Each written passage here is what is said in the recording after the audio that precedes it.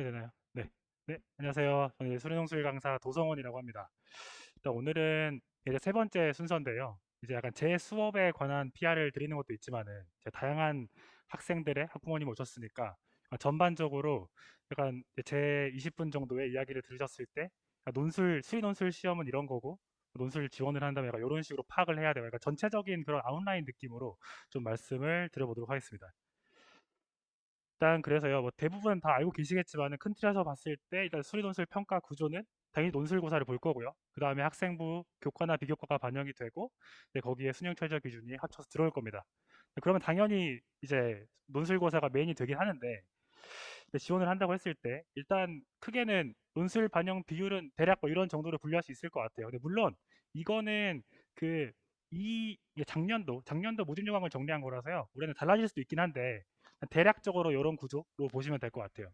그래서 70%의 비율을 가진 학교들이 대부분이고 나머지는 이렇게 구성이 되어 있습니다. 이 부분은 이제 일단 그렇습니다. 네, 넘어가고요.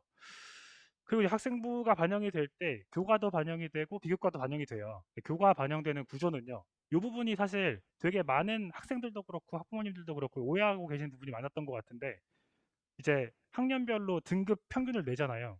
평균 등급 가지고 환산 점수를 내는 게 아니라 과목별로 등급이 있을 거 아니에요. 그 등급을 환산을 시키고 그걸 평균을 내는 거예요. 근데 어떻게 보면 큰 차이가 없다고 볼 수도 있는데 그 차이가 있다는 거. 근데 계산하는 방식은 뭐 이제 뭐 2등급의 환산 점수가 9점이었다면 2등급 3개고 이제 뭐 3등급 하나, 4등급 하나 이런 느낌인 거예요. 아시겠죠? 근데 요거를 이제 어떻게 좀 생각을 해야 될 것 같냐면요. 환산 점수가 학교별로 표가 다를 거예요, 당연히. 그러면은 평균이 3점 되니까 괜찮다 이게 아니고 내가 예를 들어 어떤 학교는 5가 넘어가면 감점폭이 엄청 큰 학교가 있다고 하면은 5가 넘어가는 게 있으면 이제 조금 다른 친구들보다 부족한 부분들이 있겠죠. 요렇게 아무튼 계획을 하시면 될 것 같아요. 그래서 이제 실제로 논술 전형 지원한다고 했을 때 당연히 이제 학생부 교과가 좋지 않으니 이제 약간 차선으로 논술 전형을 선택하는 친구도 많기 때문에 지원 성적은 학교에서 발표해 준 자료를 보면은 보통 이제 3등급 안팎 정도가 됩니다. 그러니까 만점이어야 되는 게 아니죠, 당연히. 뭐 그럼 이제 당연히 교과를 쓸 테니까요. 그래서 이제 아까 말씀드린 건데 학교별로 이제 표를 봤을 때 1등급을 만점을 기준으로 봤을 때요. 보통은 5등급까지는 감점폭이 굉장히 미미합니다. 그래서 5등급 안으로 들어오는 게 대부분이면 내신에서는 뭐 유불리가 없다라고 생각을 하고 이제 논술만 생각을 하면서 지원을 하는 거죠. 근데 제가 어떤 학교를 봤더니 보통은 또 6등급 넘어가기 시작하면 감점폭이 엄청 커져요. 물론 되게 다 쭈꾸미인 데도 있고 처음부터 팍팍 커지는 데도 있는데 보통은 그렇다는 거죠. 요거를 생각을 하면서 교과가 반영이 이렇게 되겠구나라고 생각해 주시면 될 것 같습니다. 그 다음은 비교과인데요. 비교과는 이게 이제 생각보다 여러 의견들이 있는 것 같아요. 근데 딱 요약해서 말씀을 드리면 어떤 학교건 반영이 된다고 했을 때는 출결과 봉사만 반영이 됩니다. 뭐 수상 실적, 수상 실적은 사실 한양대는 반영한다고 되어 있긴 한데 그거 제외하고 보면은 수상 실적이나 뭐 생기부나 이런 거 절대 보지 않고요. 그래서 출결과 봉사만 반영이 되고 만점 기준은 출결은 3일 이내, 뭐 봉사는 20시간 이상입니다. 이게 뭐 대충 다 만점 맞고 들어간다 이렇게 보시면 되겠죠. 네. 그리고 이제 앞에 최지 선생님께서 되게 강조를 해주셨는데 사실은 이제 학생부는 그러니까 3학년 1학기까지 지나가면 이미 다 정해져 있는 거잖아요. 그 사이에서 이제 살짝살짝 생각을 하는 건데 사실은 이제 수능 최저가 어떻게 되는지를 사실 주로 이제 생각을 하면서 논술을 써야 될 텐데 학교별로 굉장히 다양해서 전체적으로 말씀드리기 어려울 것 같은데 최저 없는 대학을 좀 유심히 고민해야 될 것 같아요. 왜냐면은 반수나 재수생들 같은 경우에 수능 준비를 하고 뭐 하는 친구들도 있겠죠. 특히 반수생들은 무조건 수능 없는 데를 가려고 할 거란 말이에요. 물론 뭐 이제 괜찮은 친구들은 나는 그럼 수학과학으로 맞춰보고 이런 친구들도 있겠지만은 그래도 수능 없는 학교를 쓰려고 하는 친구들이 많단 말이죠. 그거 측면에서 보면은 대략 라인별로 끊어봤는데요. 연대, 한양대, 시립대 여기가 이제 세저가 없고 뭐 이렇게 없고 없으니까 이제 아래쪽 학교에 있는 친구들이 학교가 마음에 안 들어서 급을 올리고 싶으면 이제 쓸 수 있는 학교라고 좀 보시면 될 것 같아요. 그래서 이제 올해 이제 논중가치론에서 수업할 때도 보면은 그 반수생들 많이 오더라고요. 이제 수능 안 보는 쪽으로 계획해서요. 뭐 다양하게 있겠지만, 그래서 그거를 좀 주의하시면 될 것 같습니다. 네. 그래서 이제 앞에 내용들은 이제 논술 전형이 이제 이렇게 굴러가니까 뭐 대충 이제 뭐 사실 원서 지원은 9월 가서 하는 거지만은 지금도 이제 뭐 학종이나 아니면 내신이나 아니면 수능이랑 그 비율을 좀 생각하셔야 될 테니까 큰 틀에서 이런 정도로 생각하시면 될 것 같고요. 그리고 이제 논술 대비법에 대해 좀 구체적으로 말씀을 드려볼게요. 대신에 이제 당연히 수학 내용을 최대한 빼고요. 약간 대화하는 느낌으로 약간 이렇게 한번 이야기를 해봤어요. 그래서 먼저는 사실 당연한 이야기지만은 수리 논술의 특징을 알고 이제 그거에 맞춰서 가야겠죠, 당연히. 그거 이야기를 한번 해볼게요. 근데 요 전체적인 이야기를 드릴 때 항상 간과해서는 안 되는 건, 우리 아이들은 사실 논술 준비를 한다고 하면은 일주일에 한 번 할 거 아니에요. 나머지 시간에는 내신이나 수능 공부를 하고 있단 말이죠. 그거를 좀 고려를 하면서 생각을 해보면 좋을 것 같아요. 그래서 이제 평소 수학 공부를 할 때 하는 그런 경험들을 바탕으로 좀 생각을 해보자라고 볼게요. 그래서 이제 수능이건 논술이건, 논술이 학교별로 분리되는 거 빼고 전체적으로 보자면 당연히 수학 문제니까 당연히 조건이 있고 목표가 있을 거예요. 이건 뭐 당연한 이야기 되겠죠. 그렇기 때문에 문제를 푸는 입장에서는 그 두 개를 같이 보면서 뭐 이렇게 풀어야 되나 하고 이제 구조를 짜는 거, 그게 이제 평소 수학 문제 풀 때 하는 생각들이 될 텐데, 첫 번째 논술 문제라고 했을 때 사실 이제 근데 되게 다양하긴 해요. 다양하긴 한데 큰 틀에서 보자면 이제 세 가지 정도가 있을 것 같아요. 그 중에 첫 번째는 약간 목표를 물어보는 그 목표의 형식이라고 볼 수 있는 것 같아요. 그래서 여기 나와 있는 거는 보통 값을 구해야 하는 수능 형식의 문제와 동일한 결이에요. 그러니까 조건이 드르륵 있고 목표는 이제 함수 값을 구해라, 뭐 최대값을 구해라, 뭐 넓이를 구해라고 물어보는 거죠. 이건 사실 논술이어서가 아니에요. 모든 수학 문제에서 이런 것들을 엄청 많이 물어볼 거예요. 그러면은 이런 경우에는 사실 아이들은 논술 문제라 하더라도 이미 다 준비가 돼 있어요. 평소에 많이 하던 거라서. 그래서 생각하는 방식은 뭐 함수값 구하라고 했으면은 결국에는 함수 개형 파악을 하라는 거니까, 그래서 이제 요 아래 게 중요할 것 같아요. 결국에는 조건을 보고 적당히 섞어가지고 이제 목표가 나오는 거죠. 뭐 당연한 이야기겠죠. 이렇게 요게 이제 보통의 구조라고 하면은, 이제 논술은 답만 쓰는 게 목적이 아니잖아요. 풀이 과정을 보고 싶은 거란 말이에요. 그렇기 때문에 다른 것들을 물어볼 수 있는데, 가장 대표적으로 물어보는 느낌은 이런 거예요. 조건을 줬는데 목표도 이미 던져주는 거예요. 예를 들어 뭐 최대값이 10인데, 이건 약간 적절치 않네요. 그러니까는 뭐 성립하지 않는다는 거 설명해봐, 아니면 뭐 이게 성립한다는 거 설명해봐 라는 식으로 결과를 주고서 이제 알아서 중간 과정을 메꿔봐라 라는 식의 문제가 굉장히 많이 나오고 있습니다. 그러면은 사실 솔직히 지금부터 드릴 이야기들도 생각해보면 당연한 이야기들인데, 처음 문제를 그런 형식의 문제를 본다고 하면은 이제 조금 당황할 수 있는 그런 것들이니까. 네. 그래서 이런 상황의 문제에서는 당연하겠지만 문제를 푸는 입장에서는 D가 D가 있다는 거, 목표가 구체적으로 나와 있다는 거를 신경 쓰면서 당연히 구조를 짜야겠죠. 그래서 공부를 할 때도 연습을 할 때도 예를 들어 이제 이런 거예요. 이게 이제 재작년인가에 나왔던 한양대 문제인데요. 일단 물음에 대충 한번 볼게요. 그럼 맨 마지막 형태를 보시면은 존재 여부를 설명하시오 이렇게 돼 있어요. 사실 이런 거는 당연히 수능에 나올 수가 없겠죠. 논술에는 자유로우니까 낼 수 있는데, 이제 이 문제의 포인트는 이제 대부분 이제 그렇게 진행하지 못하는 친구도 많이 있겠지만은, 가장 포인트는 존재 여부를 설명하라고 했을 때 그러면 나는 목표를 뭐라고 설정할 거냐를 맨 첫 단계 고민을 했었어야 돼요. 그러니까 무슨 말이냐면요. 존재한다고 해볼 건지 안 한다고 해볼 건지 이 타이밍을 고민을 했었어야 된다는 거죠. 그냥 그거에 따라 풀이는 달라질 수밖에 없거든요. 근데 들으면 너무 당연해요. 당연한데 이제 푸는 입장이 되면 솔직히 저도 마찬가지죠. 강의하는 입장이 되면 문제의 그런 의미에 대해서 설명을 하게 될 텐데, 푸는 사람으로 바꿔서 입장만 바꿔 생각해 보면은 시간도 짧고 빨리빨리 풀어야 되고 하니까 마음이 급하단 말이에요.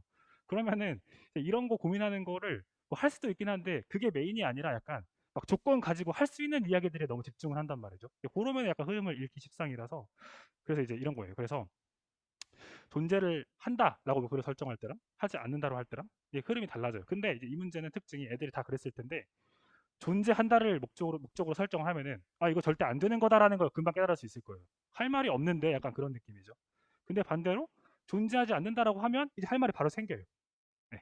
그런 형식이라서 이제 이런 식으로 물음의 형태를 보고 이제 어떤 식으로 문제를 풀어야 될지 고민을 해야 한다.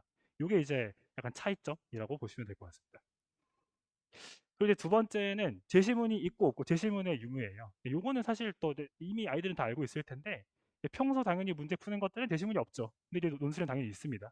그러면 이제 이렇다고 했을 때, 제시문이 있다고 했을 때 그러면 대체 문제를 어떻게 풀어야 될까? 근데 제시문도 주는 투가 되게 다양하겠죠. 큰 틀에서 봤을 땐 두 가지쯤 있는 것 같아요. 하나는 제시문을 딱 봤는데 교과서에 있을 법한 뻔한 내용이 있어요. 그러니까 이거를 모르면 고3이 아니지 막 그런 내용들이 있는 거죠. 교과서에 다 있는 거. 그러면은 학생들 입장으로 다시 돌아가서 문제를 푼다고 생각을 하면은 딱 읽었을 때 이거를 왜 주는 거야? 뭐 당연한 이야기 하고 있지. 하고 아마 그냥 넘어가기가 딱 좋을 것 같아요. 왜냐면 읽어보고 이거 내가 아는 거지 하고 넘어가는 거죠. 근데 문제는 또 입장 바꿔서 출제한 사람, 교수님 입장으로 생각을 해보면은 사실 뻔한 내용은 안 줄 수도 있는 거잖아요. 모른다고 생각하고 주는 게 아니니까. 근데 그래서 그런 의미에서 보통 제시문에 뻔한 내용이 적혀 있으면요, 보통 그게 풀이에 나와요. 물론 이제 다른 풀이들이 여러 가지가 있는 게 아니고 딱 풀이가 하나여서 그걸 보나 안 보나 뭐 풀이가 똑같을 수밖에 없는 상황도 있고 보통은 제시문에 나와 있는 걸 보고서 이제 요거를 가지고 구조를 짜는 거죠. 왜냐면 그게 쓰일 거라는 예상을 하면서 내가 들어가는 거죠. 그래서 이제 그런 내용들을 약간 힌트 삼아서 흐름을 약간 잡는 요런 상황으로 연습을 해야겠다라고 보시면 될 것 같아요. 음. 그래서 이제 요거는 아마 아이들은 바로바로 알아들을 텐데 예를 들면 이런 거예요. 함수 개형은 파악하는 두 가지 그 방식이 보통 있어요. 근데 보통은 1번을 쓰거든요. 근데 제 실문에 2번으로도 할 수 있어라고 던져주는 문제들이 있어요. 그럼 이제 2번으로 가란 소린 거거든요. 물론 안 될 수도 있는데 실제 나왔던 문제 중에서 1번으로 가려고 하면 안 풀리고요. 2번으로 가야만 문제가 풀리는 것들이 나온 적이 있어요. 근데 그런 식으로 이제 책 파악을 그 제시문을 꼭 참고해야 된다는 거죠. 네. 그리고 이제 제시문이 있는데 그 문제들을 봤을 때 이런 식으로 맨 마지막에 제시문을 이용해서 문제를 풀어봐라, 뭐 활용해서 풀어라, 뭐 참고해서 풀어 이런 멘트들이 있어요. 이건 사실 약간 당연한 이야기겠죠. 이용해서 하라고 하면은 꼭 써야 되는 거고요, 당연히. 참고해서 뭐 활용해서라고 있으면은 한번 읽어보자 약간 이런 정도가 되겠죠. 근데 여기서 중요한 건 약간 이것도 약간 당연한 이야기인데요. 이용하라고 물어보면은 그걸 이용하지 않는 풀이를 전개하면 안 되는 거예요. 왜냐면은 문제를 내는 입장에서 이용하라고 했는데 안 쓰는 걸 풀잖아요. 그러면은 물론 맞는 답안이니까 맞다고 하면은 괜찮게 평가는 될 텐데 점수 주는 사람으로 생각을 해보면은 모든 학생들을 평가를 해야 되는데 이용하라고 했는데 안 이용한 풀이를 적은 애를 만점을 줄까 생각해 보면은 솔직히 아니겠죠. 네. 그래서 이용하라고 했을 때는 당연히 꼭 써야 한다를 유념하면서 네, 생각해 봐야겠습니다. 제시문이 있을 때 없을 때는 뭐 이런 정도로 말씀을 드릴 수 있을 것 같아요. 그리고 이제 마지막 세 번째 분류는 소문항이 있고 없고예요. 소문항도 마찬가지로 수능 문제는 없죠. 근데 당연히 논술 문제는 물론 소문항이 없는 것도 있는데 있는 것들이 굉장히 많이 있습니다. 그러면 소문항이 있는 경우에는 어떻게 생각해야 될까를 요약하면 결국에는 소문리가 예를 들어 1, 2, 3번이 나왔어요. 그러면은 당연히 연결돼 있나? 라고 의심을 해봐야 합니다. 이것도요. 시험 보는 입장으로 생각을 해서 마음이 급해가지고 따로 문제를 풀려고 할 수가 있을 것 같아요. 왜냐면 평소에는 연결된 문제를 푼 적이 잘 없잖아요. 아무튼 그래서 연결됐는지 생각을 해봐야 돼요. 그래서 요거를 조금 구체적으로 말씀을 드리면은 약간 요 느낌은 약간 대놓고 나오는 느낌인데요. 1번, 2번, 3번을 쭉 봤더니 뭔가 점점점 추가되고 있어요. 아니면은 뭔가 살살살살 바뀌어요. 확확 바뀌는 게 아니라. 그런 경우라면 사실 바로 눈치챌 수 있겠죠. 쓰라는 건가 이런 느낌을. 그리고 문제를 봤더니 처음부터 3번을 물어볼 수도 있었는데 약간 1번을 왜 물어보지? 약간 뭐 이런 형식의 상황이라든지 이런 상황이면은 이용하는 건가라고 꼭 의심을 하고 흐름을 잡아야 되겠다는 거죠. 구체적으로 살짝 말씀을 드리면 이것도 이제 나왔던 문제 중에 하나인데요. 한번 큰 틀에서만 볼게요. 좀 이상하게 생기긴 했는데 아무튼 fx가 이렇게 있대요. 그러면은 문제를 안 읽고 딱 여기까지 문제를 본다고 하면은 아 그러면 fx를 묻겠지? 라고 생각을 하겠죠. 근데 1번 보면 안 물어봐요. 그럼 이제 뭐지 하고 일단 대답을 했다고 쳐요. 근데 2번에서 이제 물어봐요. 뭐 최대를 구해보래요. 그러면은 fx에 대해서 줘놓고 1번에서 안 묻고 2번에서 물었으니까 약간 의심을 하는 입장에서는 1번을 물어봤던 그 내용을 2번에 쓰는 건가? 아니 뭐 3번에 쓰는 건가? 이런 의심들을 해볼 수가 있겠죠. 실제도 문제는 그렇게 푸는 거고요. 이런 상황, 네, 이렇게 한번 생각을 해볼게요. 그리고 3번 풀 때는 2번에서 했던 걸 이용해서 푸는 문제였어요.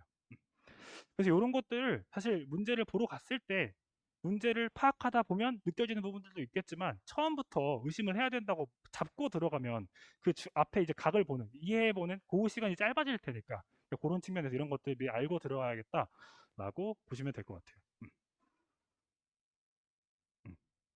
그러니까 이제 뭐 요약하자면 1, 2, 3분이 분명히 연결되어 있는데 그거 다 무시하고 그냥 단독으로 풀려고 하면은 나 혼자 난이도가 올라가는 거겠죠. 그래서 당연히 이런 것들을 의심해서 봐야겠다라고 말씀드리겠습니다.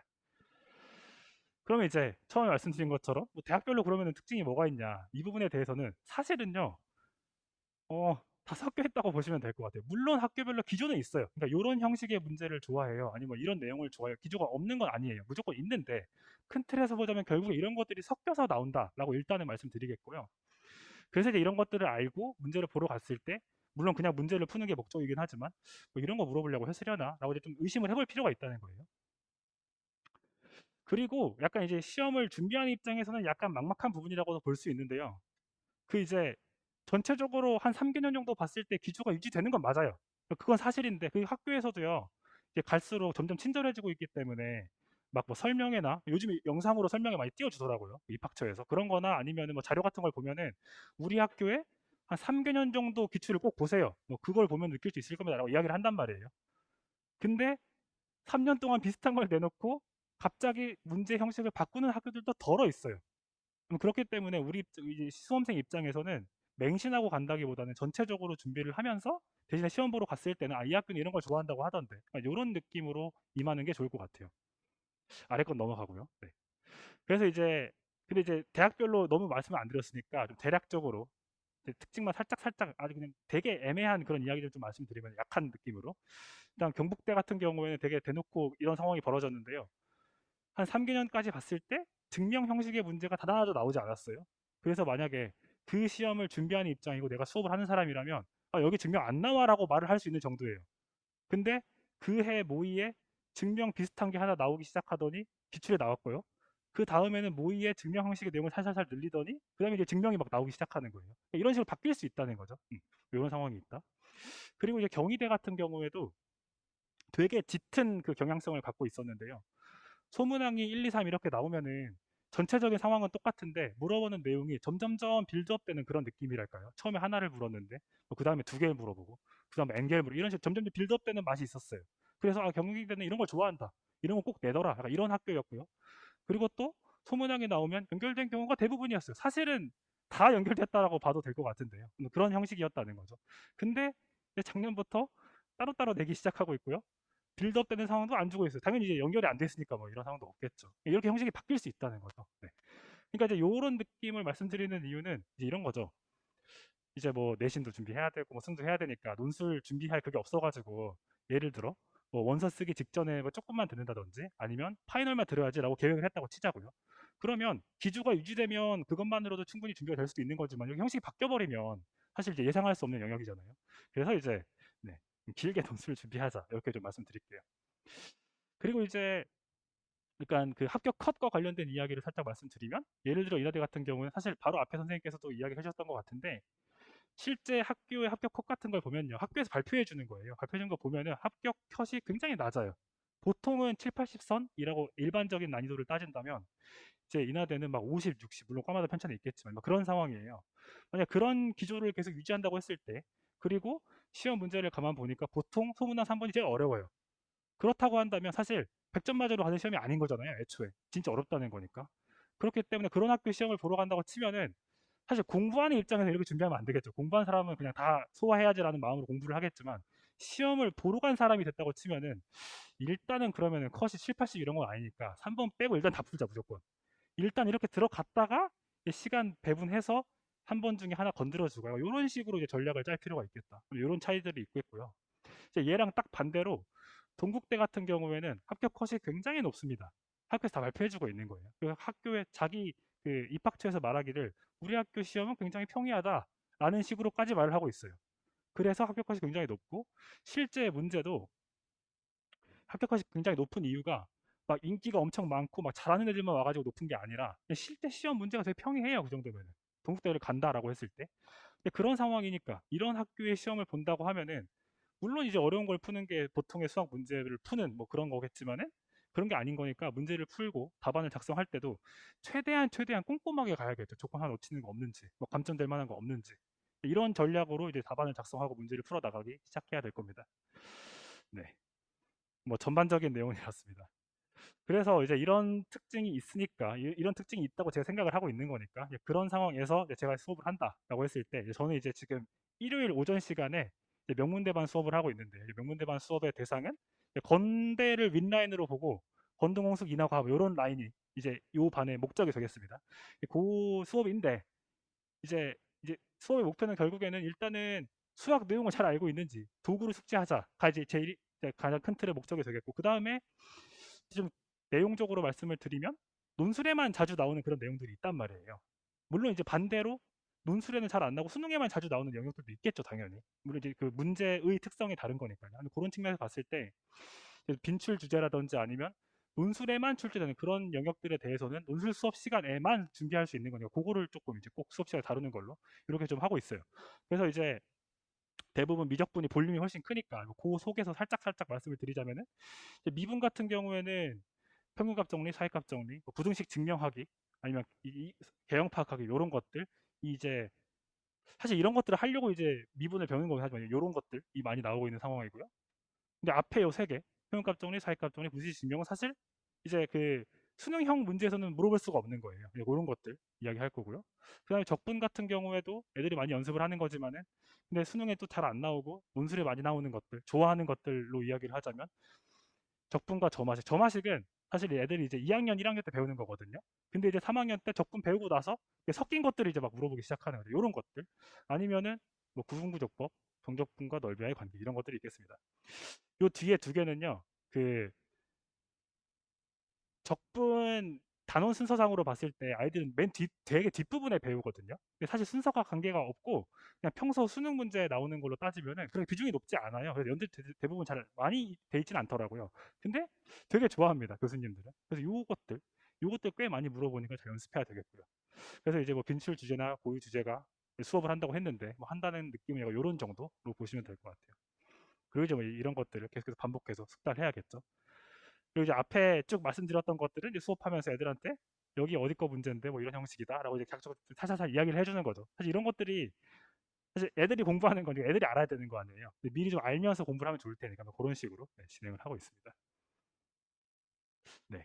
그래서 이제 뭐 조금 더 수업 진행에 대해서 뭐 구체적인 내용이나 아니면 궁금하신 사항 있으면 이제 끝나고 나서 남아 있을 테니까 개별적으로 질문해 주시면 좋을 것 같습니다. 네. 고생하셨습니다. 네.